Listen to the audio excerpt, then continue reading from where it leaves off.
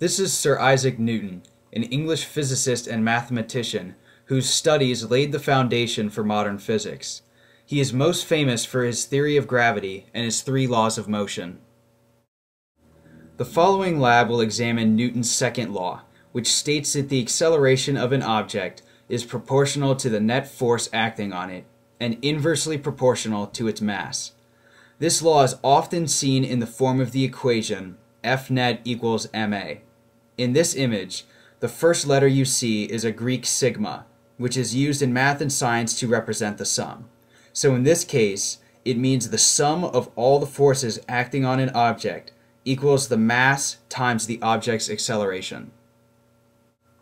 Before we start the lab, I want to give a brief summary of the materials and procedures utilized in this lab. First off, the materials. For this lab, you'll need a rechargeable fan cart, a metal track, a computer equipped with Logger Pro software, a vernier force probe, and a rangefinder. The first thing you need to do for this lab is measure the weight of the fan cart. Simply attach a loop of string to the fan cart and attach this loop to the force probe.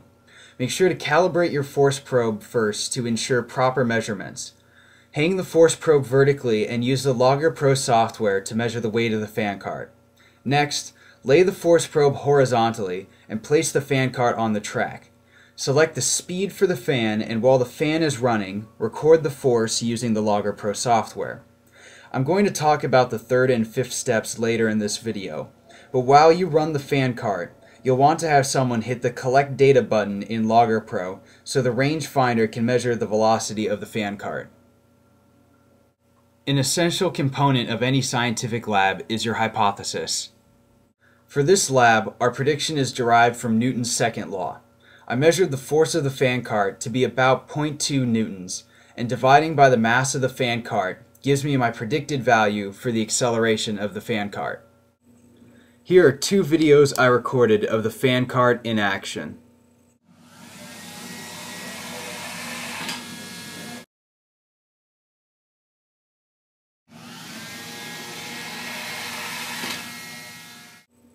Now we're going to look at the second video again, this time in slow motion.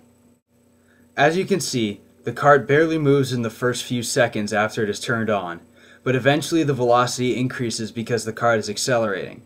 The cart is moving much faster before it hits my backpack because the force of the fan causes the cart to accelerate. Now we're going to analyze the data we collected in Logger Pro. This is a screenshot of what your data should look like in Logger Pro. I want to focus on the top two boxes right now.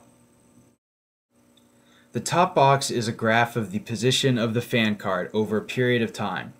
As you can see, the position versus time graph has a quadratic or curved shape.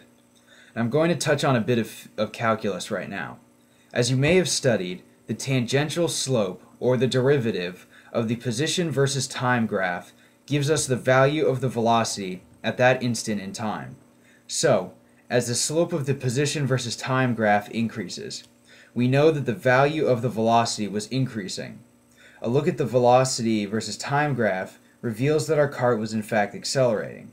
The slope of the velocity versus time graph gives me the value of the acceleration. For our lab experiment, the cart experienced an acceleration of 0.6495 meters per second squared. As with most physics experiments, you will encounter some amount of error in your lab results. However, there is nothing wrong with a reasonable amount of error in your lab. At the beginning of this video, I predicted the cart's acceleration to be 0.691 meters per second squared using Newton's second law. However, the slope of the velocity graph resulted in an acceleration of 0.6495 meters per second squared. I need to be asking myself, is this a reasonable amount of error, and what caused this error? The formula at the top of this slide is the equation used for calculating percent error. I came out with a 6% error for the test, which is an extremely reasonable amount of error. A reasonable amount of error is usually 20% or below. And as for the source of this error, there are two common factors. Human error is always an option, as one can miscalculate a value used in the experiment or mess up the procedure. The most likely explanation for this error is friction. If you remember, I stated in my hypothesis that the net force acting on the fan cart was equal to the force of the fan. In reality, there is a frictional force that acts in a direction counter to the force of the fan.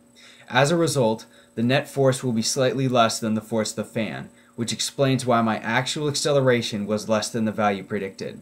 Next, I tried to quantify my error by calculating how much frictional force there was, and what was the coefficient of friction between aluminum and plastic. I first found the net force of the lab experiment by taking the measured acceleration and multiplying it by the cart's mass. Next, I subtracted the new net force from the force of the fan cart to determine the magnitude of the frictional force. After doing so, I used the equation to calculate frictional force to determine an average value for the coefficient of friction, which is represented by the Greek letter mu.